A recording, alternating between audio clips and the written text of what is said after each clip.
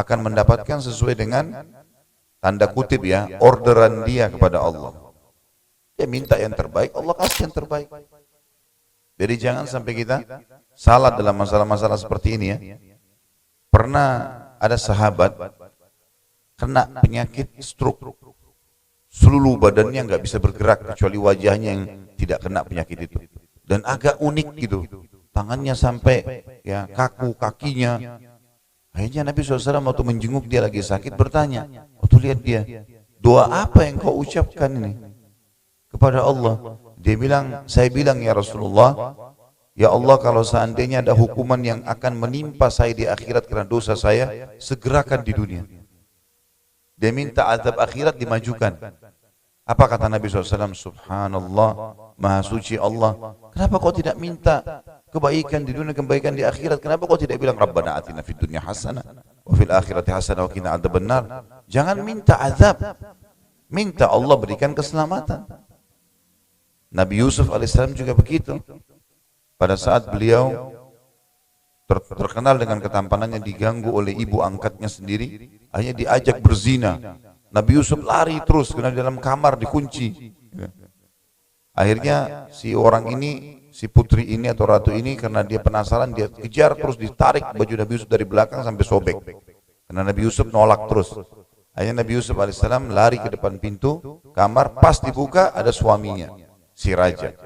Maka yang terjadi, si perempuan ini langsung mengatakan, apa hukumannya laki-laki yang mau ganggu istrimu? Kata Yusuf alaihissalam, dia mengajak saya ini, bukan saya. Maka hakim pun, raja pun memanggil hakim kerajaan. Coba hakimi keduanya ini. Ditanya Yusuf, kenapa Yusuf? Saya diajak oleh ibu ini berzina, saya nolak.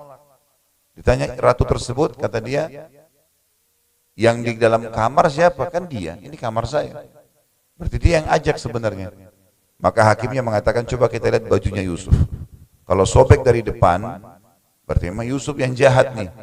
Dia mau memerkosa, tapi si perempuan membela diri. Tapi kalau sobek dari belakang, berarti yang jahat si perempuan ini, ratu ini. Waktu dilihat baju Yusuf robek dari belakang, tapi subhanallah, dia bisa mengemas dengan suaminya kalau dia tidak salah.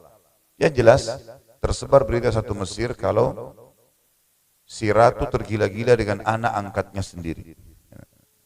Untuk menghilangkan fitnah itu, ratu ini pun menyebarkan informasi satu Mesir, semua perempuan boleh datang. Silakan datang. Undangan khusus dari ratu. Orang datang, diundang ke istana. Banyak orang yang datang, disiapin apel sama pisau. Pisaunya tajam. Begitu sudah hadir semuanya, kata ratunya, silakan nikmati apelnya. Waktu mereka lagi pegang apel untuk motong, maka Yusuf disuruh keluar. Lewat dari Yusuf di depan orang-orang ini.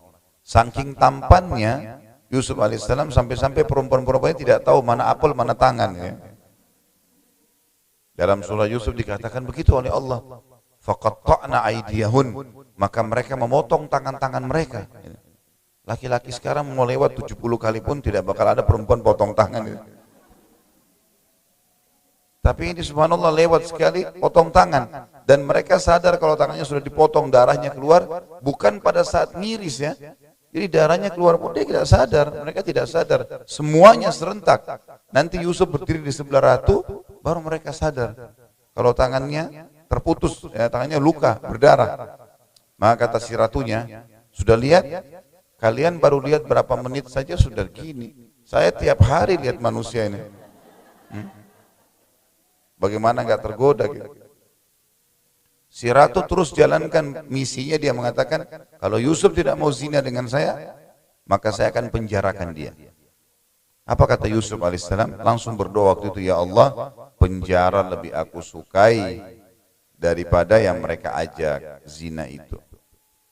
Maka yang terjadi pada saat itu, Yusuf pun dipenjara. Sekian tahun tidak keluar-keluar. Jibril datang, lalu Yusuf tanya, hai Jibril, kenapa Allah biarkan saya lama-lama di penjara? Kata Jibril alaihissalam, Tuhanmu menjawab, karena kamunya yang minta penjara. Kau kan minta penjara lebih suka, gitu kan? Kalau kau minta keselamatan, Allah kasih keselamatan. Tapi permintaanmu begitu, artinya jangan minta yang salah, ya. Jadi adab itu bisa masuk dalam kemasan yang baik dalam ibadah atau kemasan yang baik dalam meninggalkan dosa. Adab adalah tata krama, ya. Tata krama atau bahasa lainnya juga kemasan dalam sebuah pelaksanaan perintah Allah dan Rasulnya, atau kemasan dalam meninggalkan apa yang dilarang oleh Allah dan Rasulnya. Jadi bisa dua makna masalah adab, ya. Bisa tata krama, kita santun, baik, segala macam, itu bisa berarti adab. Bisa juga adab itu berarti seseorang itu melakukan atau mengemas dengan baik perintah yang sudah Allah dan Rasulnya perintahkan, atau dia mengemas agar maksiat atau dosa yang dilarang dia bisa tinggalkan. Ini pernah saya berikan contoh itu pada saat kita masih membahas Bulughul Maram dulu.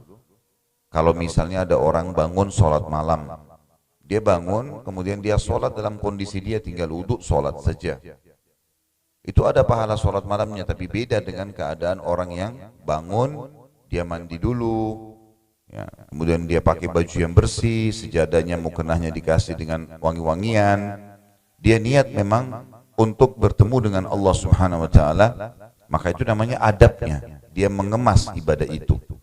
Sedekah, begitu ada orang miskin minta, dia korek kantongnya, yang keluar berapa dikeluarin, dapat pahala, iya, tapi beda dengan orang yang beradab. Adabnya adalah dia mencari, memang dia mengkhususkan uang yang baru, ya, di dompetnya misalnya atau di kantong sisi kanannya khusus untuk sedekah. Orang ada yang minta atau tidak ada yang minta, dia sudah siapin. Jadi kapan ada fakir miskin dia tinggal kasih. Maka ini dia mengemasnya. Begitu pula pada saat haji dan umroh misalnya.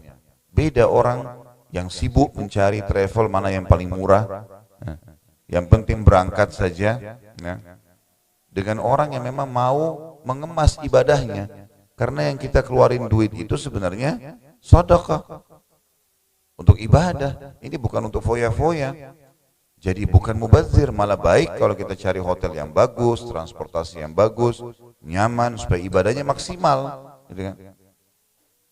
Jadi kalau memang kita bisa satu kamar sendiri, ya satu kamar sendiri, atau satu kamar cuma dengan pasangan kita, kenapa enggak? Daripada mau ke masjid antri di kamar mandinya, akhirnya telat takbiratul ihram, ya. Atau misalnya ada saja, gitu. Kecuali orang tidak mampu, lain. Tapi kalau orang ada kemampuan, jangan.